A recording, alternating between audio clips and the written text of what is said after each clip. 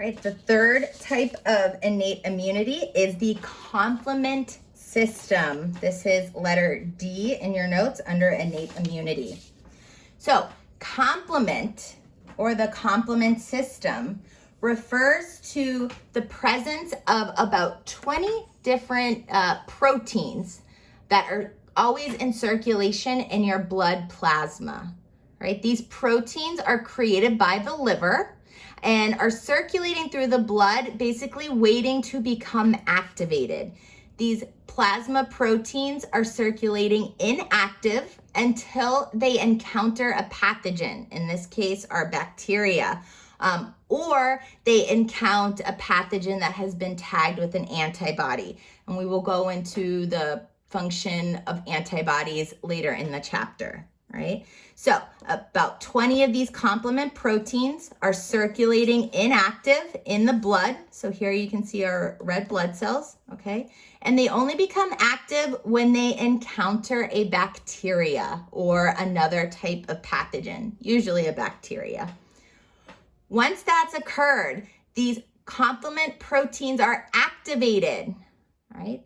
Activated proteins create what's called a protein complex, all right?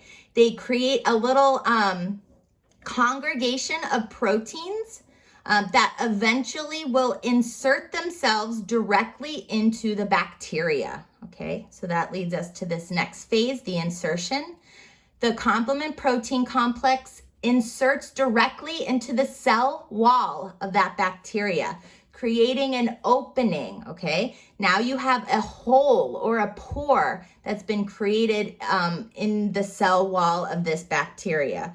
So what happens when you create a hole in the cell wall of the bacteria? You get a flooding of water into the cell, right? The water is going to enter and it's following an osmotic gradient.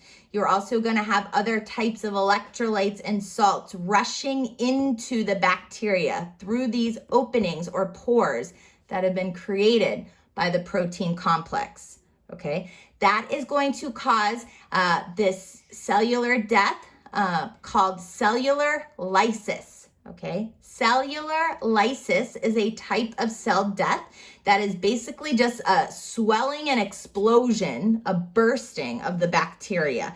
It gets so big, so filled with water that it just bursts under the pressure, okay? This can be a little bit messy, but it's quite effective in eradicating the bacteria.